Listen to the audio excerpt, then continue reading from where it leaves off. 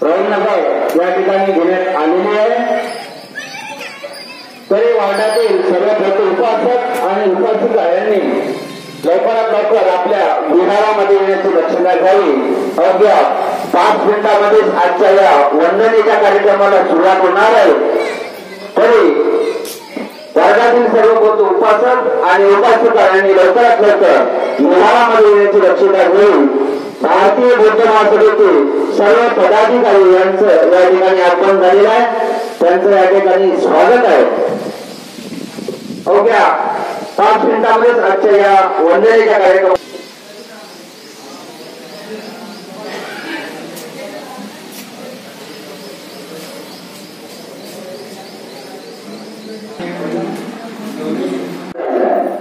दुसरा भाग म्हणजे भारतीय बौद्ध महासभा त्या वतीने प्रवचन मालिका आपल्याला राबवायची आहे आणि ती प्रवचन मालिका आपल्या प्रत्येक विहारामध्ये आपल्याला दिल्याप्रमाणे राबवायची आहे। तर आजच्या या प्रसंगी आजच्या या विहारामध्ये आजचा प्रवचन मालिकेचा विषय आहे सिगार सुंठ मानवाची कर्तव्य। तर आजच्या या विषयावर आमच्या भारतीय बौद्ध महासभेच्या केंद्रीय शिक्षिका मोठीताई नंदागवळी आजच्या ठिकाणी आजच्या विषयावर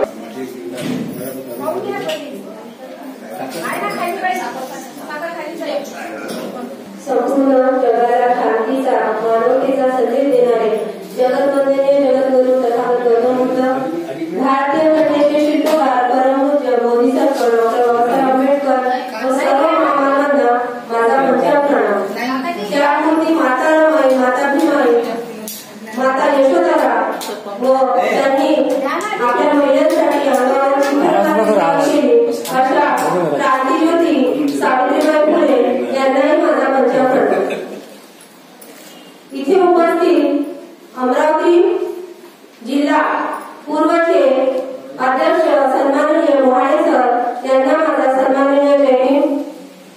इथे आपण विश्व शांती बुद्ध विहारामध्ये बडनेरा शहर शाखेचे सर्व पदाधिकारी, बडनेरा शहर शाखेचे अध्यक्ष सन्माननीय गेडा सर, सन्माननीय सरस्वती शेंडे सर, सन्माननीय कोषाध्यक्ष मेश्राम सर आणि नांदगाव गणेश्वरचे अध्यक्ष सन्माननीय खंडारे सर यांना माझा सन्माननीय जय हिंद। इथे उपस्थित विश्वभूषण सकाळी खूप अवघड असते महिलांनंतर इथे मोठ्या संख्येने त्या उपस्थित झाल्या या सर्वांना माझा सन्माननीय जय हिंद। तसेच इथे उपस्थित सर्व भारतीय बौद्ध महासभेचे पदाधिकारी मेश्रामताई, शुभांगी, राऊतताई आणि सर्व सन्माननीय जय हिंद। इथे छोटी बालबालिका सुद्धा उपस्थित आहे, त्यांनाही माझा मैत्रीपूर्ण जय हिंद। आपला जो वर्षवासाचा काळ आहे, वर्षवास अश्विन आषाढ पौर्णिमे ते अश्विन पौर्णिमेपर्यंत सर्व बुद्ध विहारामध्ये आपण वाचन पठण करत असतो, ग्रंथाचं वाचन पठण करत असतो। पण भारतीय बौद्ध महासभेच्या वतीने प्रवचन मालिका राबवली जाते। प्रवचन मालिकेचे आता विषय जे असतात हे आपल्या ब्रह्मग्रंथामध्येच विषय असतात, पण हे प्रवचन मालिका काय राबवली जाते तर थोडक्यात मी सांगते। यासाठी राबवली जाते, आपल्याला वरून यासाठी आदेश दिला जातो की हे जे छोटे छोटे विषय आहेत, आपण जे ग्रंथ चौथा पुस्तकाचा विषय आहे सिगार सुंठ। मी जास्त वेळ घेणार नाही, थोडक्यातच हा जो सिगार सुंठ म्हणजे काय आणि काय मानवाची कर्तव्य आहे ते मी तुम्हाला थोडक्यात सांगण्याचा प्रयत्न करते। सर्व शांत ठिकाणी ऐकतील अशी अपेक्षा करते।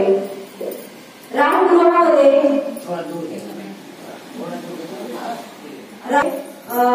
जेव्हा भगवंत वास्तव्य करत होते, जेव्हा ते चारिका करत होते, तेव्हा एकदा सिगार नावाचा एक गृहस्थ तो एकदम ओले चिंब अंगाने आंघोळ करून, ओले चिंब केसांनी आणि त्याचे ओले चिंब कपडे करून तो पूजा करत होता। म्हणजे आता तुम्हाला माहिती आहे कसे सकाळी उठून पाणी वगैरे घेऊन अशी पूजा करतात, त्या पद्धतीने तो पूजा करत होता। तेव्हा भगवंत त्याला म्हणतात, गृहस्था तू काय करतोय? तर तो बोलतोय, मी माझ्या वडिलांनी मला सांगितलं होतं की तुम्ही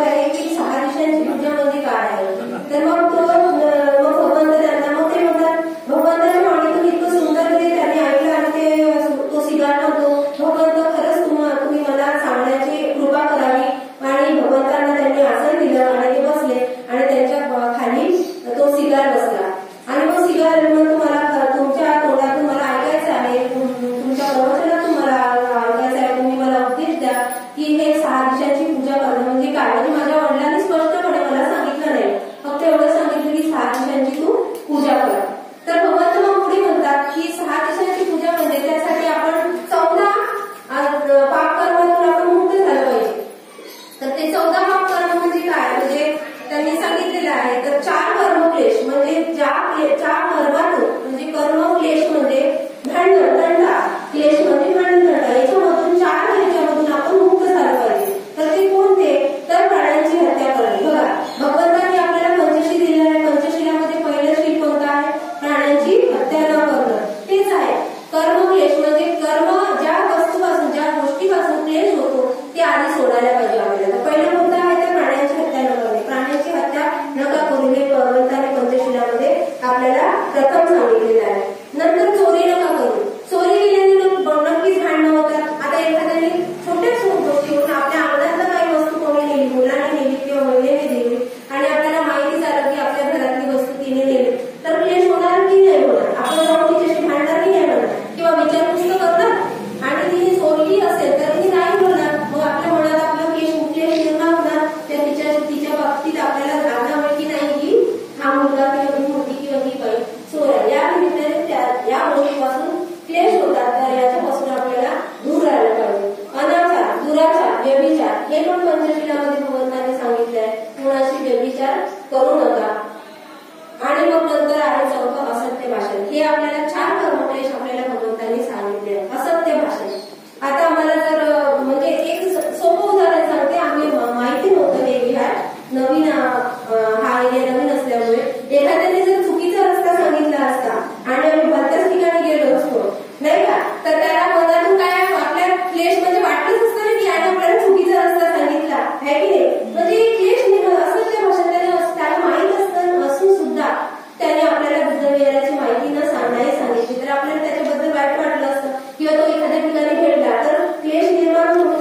कोणतंही खोटं भाषण खोटं बोललो आपण एखाद्या स्त्रीशी सुद्धा किंवा एखाद्या मैत्रिणीशी सुद्धा खोटं जर बोललो तर तिथे आपल्या मैत्रिणींचा क्लेश होतो, म्हणजे भांडण होते, म्हणजे हे 4 कर्मक्लेशापासून तू दूर असला पाहिजे. नंतर आहे 4 पापांचा त्याग. आता पाप कोणते, पाप कर्म, कुशल कर्म. पाप म्हणजे अकुशल कर्म, आपल्या हातून जे अकुशल घडतात ते म्हणजे पाप कर्म आहे. मला बरे वाटते म्हणून. आता मला बरे वाटते म्हणून म्हणजे काय, मला वाटतं मी जसं म्हणेन तसं. एखादी स्त्री असते ना, आपल्या आता महिलांची जास्त मी उदाहरण देते, आपल्या महिलांमध्ये माहित आहे.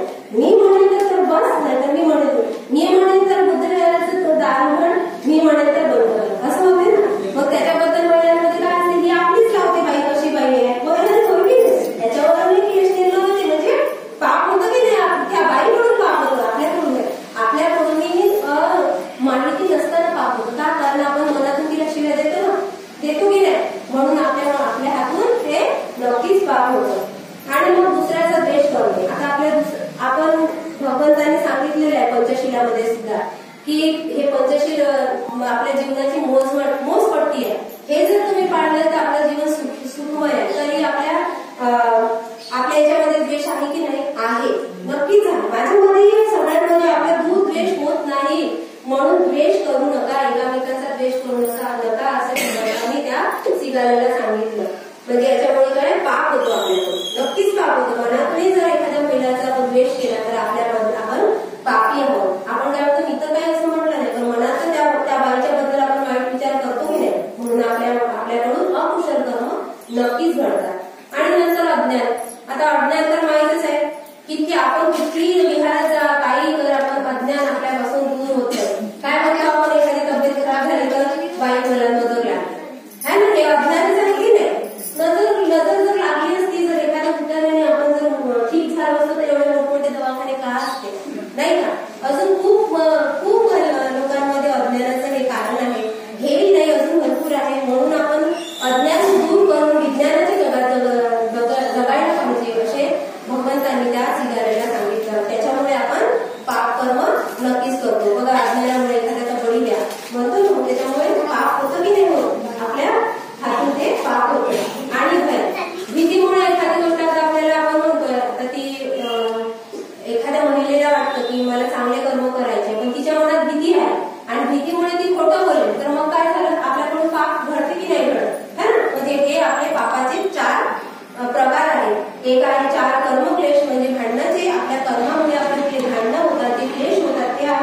आणि 4 पापांचा त्याग करायचा. म्हणजे हा सर्व मला बरे वाटते म्हणून म्हणजे स्वतःची हे करायची आणि दुसऱ्यांचा द्वेष करायचा अज्ञानी आणि भय.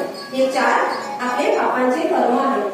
नंतर संपत्ती नाशाची 6 कारणे सांगितलेली. म्हणजे 4 आणि 4 8 आणि 6 14 असे हे कारण सांगितले. तर पहिलं कोणतं आहे? दारू गांजा इत्यादी मादक पदार्थाचे सेवन. हे तर तुम्हाला माहिती आहे, हे पंचशीलेतलं शील आपल्याला भगवंतांनी सांगितलेलं आहे. दुसरं आहे अवेळी बाहेर भटकणे. अवेळी बाहेर भटकणे म्हणजे काय? तर रात्री बेरात्री आपण बाहेर भटकतो. एखाद्या वेळेस स्त्रीचं सांगाय नवऱ्याजवळ पैसे नसले तरी मला फिरायला द्या, तरी मला पिक्चरला द्या, तर काय होईल? आपली संपत्तीचा नाश होईल की नाही? आणि त्या माणसाला त्रास होईलच. त्याच्यामुळे आपल्याला संपत्तीचा नाश होईल आणि आपल्या घरामध्ये पण क्लेश निर्माण होईल. असे छोटे छोटे जे सूक्त आहे, छोट्या छोट्या गोष्टी आहेत, हे भगवंतांनी आपल्याला सांगितलेलं आहे. आणि तिसरं आहे नाचतमाशे पाहणे. चौथं आहे जुगार. एखादी मनुष्य जुगार जर खेळत असेल, एखादी वेळ जिंकला तर त्याला तो छंद लागतो की नाही, मी जिंकलो ना, आता खेळलंच पाहिजे. पुन्हा जिंकेल, पुन्हा करतो, एकदा जिंकतो आणि 10दा हरतो. त्यामुळे काय होते? आपली संपत्तीचा नाश होतो. म्हणून भगवंतांनी सांगितलंय जुगार खेळू नका. आणि नंतर वाईट मित्रांची संगत करू नका. बघा आजकाल बघा, आपल्या वेळेस होतं, आमच्या वयात, तुमच्या वेळेस तर काहीच नसेल की आई वडिलांचा विचार पण नव्हते करत की माझी मुलगी कुठे गेली किंवा माझा मुलगा कुठे गेला, माझी मुलगी कोणाबरोबर खेळत आहे की माझा मुलगा कोणाबरोबर खेळत आहे.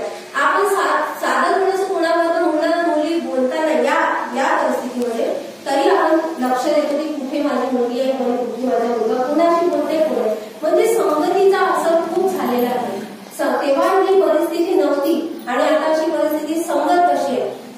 नक्कीच आपण म्हणतो दादा किंवा दिदी त्या मुलासोबत खेळू नको किंवा त्या मुलीशी खेळू नको किंवा त्या मुलीशी बोलू नको. म्हणजे संगतीचा असर खूप आहे.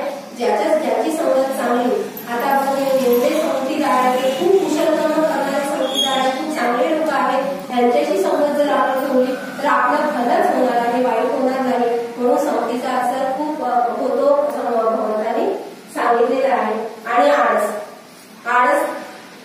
आहे की नाही? मी दरवेळेस एक स्टोरी सांगते, पण आता तो वेळ नाहीये. म्हणजे आळस केल्याने आता महिलांचंही प्रत्येकाच्याच आळस आहे. एखादी मनुष्य म्हणतो मी आज कामाला नाही जात, उद्या जाणार, म्हणजे संपत्तीचा नाश झाला, त्या दिवसाचा पगार त्याला मिळणार नाही आणि घरामध्ये क्लेश होईल. एखादी महिला आज मी काम करत नाही, उद्या करणार, आज स्वयंपाक करत नाही, होणार की नाही क्लेश? नवऱ्याला जेवण कोण देणार, मुलांना जेवण कोण देणार? या पद्धतीने घरामध्ये क्लेश होते. छोट्या छोट्या गोष्टीपासून आपल्याला भगवंतांनी सावध केलेलं आहे. तर असे हे 14 ते कर्मक्लेश पापकर्म आहेत ते भगवंतांनी सांगितलेले आहे. तर मग श्रीकांत म्हणतो, भगवंत मला अतिशय आनंद झाला तुमच्या मुखातून एवढे सुंदर हे जे वाक्य निघत आहे. मला आणखी काय सांगा, 6 दिशांची पूजा म्हणजे काय? भगवंत म्हणतात या 14 पापकर्मातून तू मुक्त होत असशील तर, आणि मग नंतर तुला 6 दिशांची पूजा म्हणजे काय मी सांगतो. तर पहिली दिशा कोणती आहे? तर पश्चिम आहे. पहिली दिशा पूर्व आहे आणि पूर्व दिशा आईवडिलांची आहे. बघा आपण आईवडिलांची पूजा करतो का? करतो ना. कशा प्रकारे करतो? त्यांची सेवा करतो. त्यांना काही आजार झाला त्यांना हॉस्पिटल नेऊन पूजा करतो. जर एखादी आई किंवा वडील बेडवर पडलाय, इकडे संडास उलटी सुरू आहे, त्याला अगरबत्ती ओवाळा, ही पूजा झाली का त्याची?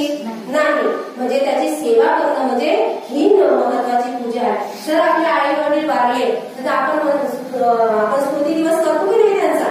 हे पूजा आहे. त्यांच्या नावाने दान धर्म करतो, ती पूजा आहे. नाही असं नाही की अगरबत्ती मेणबत्ती घेऊन त्यांची खूप पूजा करा, खूप पाया पडा, ही पूजा नाही. तर त्यांना सन्मानाचं जीवन द्या, ते म्हातारे झाले की त्यांची सेवा करा, ही सर्वप्रथम त्यांची पूजा आहे. कारण की त्यांना ते आपल्याला लहानपणापासून चांगली शिकवण देतात, आपल्याला शिकवतात, आपल्याला चांगल्या सल्ले देतात, चांगली नोकरी लागते त्यांच्यामुळे, आपल्याला आपलं जीवन सुखी होतो. आपल्या म्हणजे सर्व त्यांच्यामुळे आपण सुखी होतो. जर त्यांचं नक्की चांगल्या प्रकारे ऐकलं, कोण आई-वडील आपल्या मुलांचं वाईट सोचतं?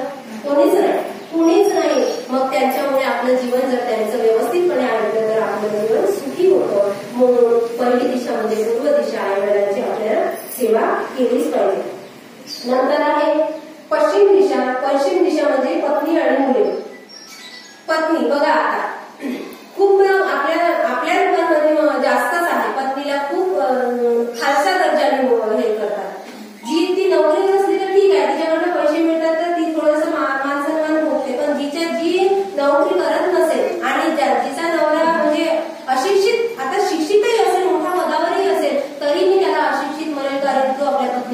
देत नाही. तू काय करते, तू दिवसभर घरीच राहते, आम्ही जॉबला जातो, पैसे कमवतो, बोलतात की नाही.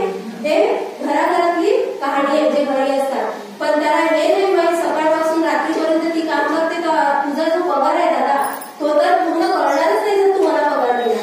एखादी काय ठेवून बघ दिवसभराची, तुला मुलं सांभाळायला, कपडे धुवायला, भांडी घासायला, स्वयंपाक करायला, तुला जे आवडते ते बनवायला जर एखादी बाई ठेवली तर तिला किती पगार द्यावा लागेल, आहे की नाही. पण मी म्हणजे जी घरात आहे ती सर्वात मोठी गृहिणी अतिशय महत्वाची आहे, कारण ती घर सर्व सांभाळते आणि तिची पूजा पतीने केली पाहिजे. पूजा म्हणजे आता तेच मी सांगितलं की अगरबत्ती मेणबत्ती घेऊन नाही तर तिला मान सन्मान द्या, मान सन्मान द्या.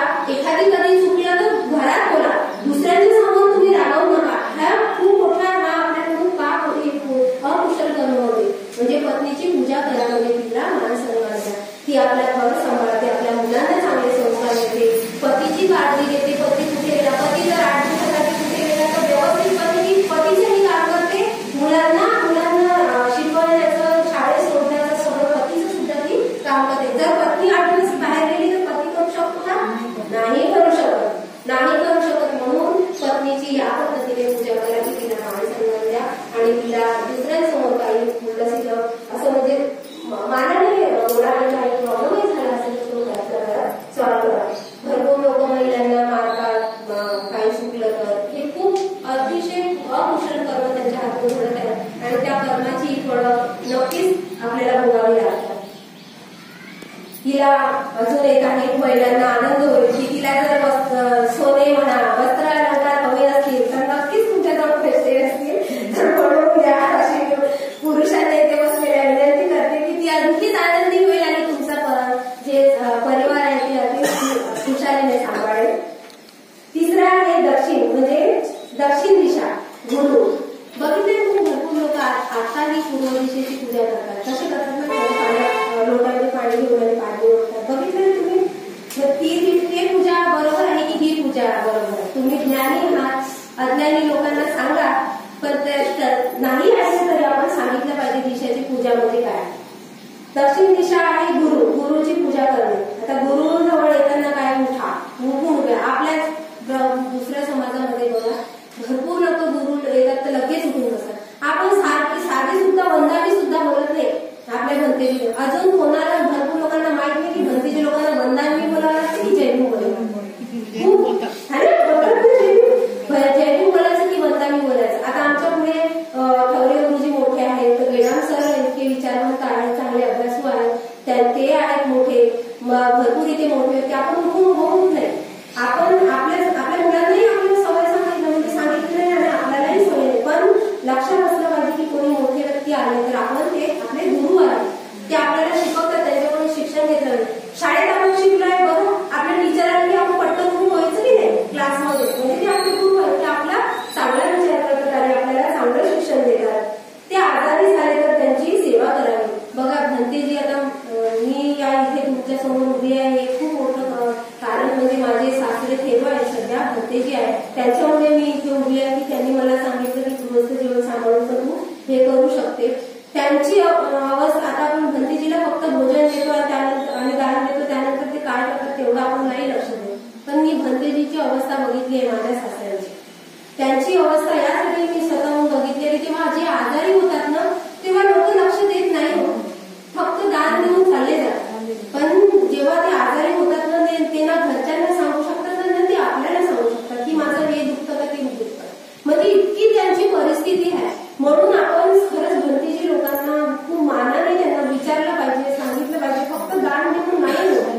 ते आता ठीक आहे, यंग जी भंतेजी आहे त्यांना काही नाही, म्हणजे म्हातारे भंतेजी आहे त्यांना खूप जपावं लागतं. ते स्वतः घरच्यांना सांगू शकत नाही, माझ्या सासऱ्यांनी म्हणून मला कळते. म्हणून भंतेजी लोकांचा मान ठेवा, ते आजारी पडले की त्यांची सेवा करा, त्यांना सांगा तुम्हाला काय त्रास होते भंतेजी, खरं सांगू तुम्हाला दवाखान्यात गेला या पद्धतीने बोला, फक्त दान देऊन सोड नाही.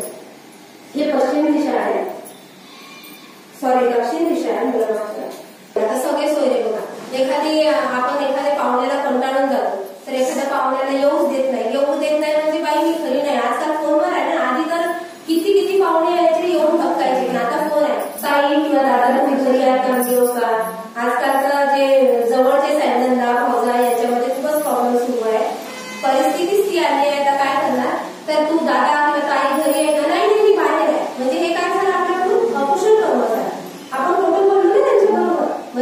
सगळे सोयरे आप्त मित्र यांची पण पूजा करा. पूजा करणे म्हणजे काय, तर त्यांना गरज पडली तर मदत करा. एखाद्या मित्राला जर गरज पडली असेल आणि आपण मनुष्य, आपल्याला कधी ना कधी काही प्रॉब्लेम येतातच आणि त्यांची पण मदत तो आर्थिक परिस्थितीने जरी कमी असेल तरी त्याची गरज आपल्याला नक्कीच कधी ना कधी पडू शकते. म्हणून आप्त मित्र, सगळे सोयरे यांची पण तू या पद्धतीने पूजा कर असे भगवंतांनी सीताला सांगितलेले आहे. दिशा आणि वरची दिशा. आता खालची दिशा कोणती, तर खाली लोक कोण आहेत, तर ते म्हणतात खालची दिशा म्हणजे आपल्या घरात असणारे नोकर. एखाद्याची बघा कंपनी असली, आता आपणही घरात मेड ठेवतो, कामाला ठेवतो, तिच्याशी चांगल्या पद्धतीने वागा. तिला कधी काही असलं, ती आजारी पडली तर कमीत कमी तिला म्हणजे जास्त पैसे द्या. तिला तिच्या आता एखादी खूप आजी बाई खूप परिस्थिती बघितल्यावर असं म्हणजे डोळ्यामध्ये अश्रू येतात, तिला काम द्या या पद्धतीने. एखाद्याची कंपनी आहे आणि त्या कंपनीमध्ये एखादी वर्कर आहे, त्याची क्षमता काम करण्याची कमी आहे, आपण भरपूर काम दिलं, तो शरीराने किळमिळत आहे, त्याचं भलं होणार आहे का, त्याला काढलेला त्रास होणार की नाही होणार, आणि तो मनातून काय करणार, आपल्याला खोकणार की काय नाही खोकणार, हा साहेब माझ्याकडून किती काम करून घेतो असं बोलणार नाही. म्हणजे ते आपल्या हातून कुशल कर्म घडणारच घडणार किंवा आपल्या हाताखालचे जे आहे त्यांची तुम्ही सेवा करा. आणि वरची दिशा म्हणजे श्रमण. वरची दिशा म्हणजे श्रमण म्हणजे जे आपण नाही तर आपली जे भक्ती जी म्हणालातच मी तुम्हाला उदाहरण दिलं, जे आपले एखादी जी खूप आपण त्यांचा आदर करतो, त्यांचे विचार ऐकतो. आता इथे तुम्हाला बागडे सर आहेत, बागडे सर करतात ना, म्हणजे त्यांचा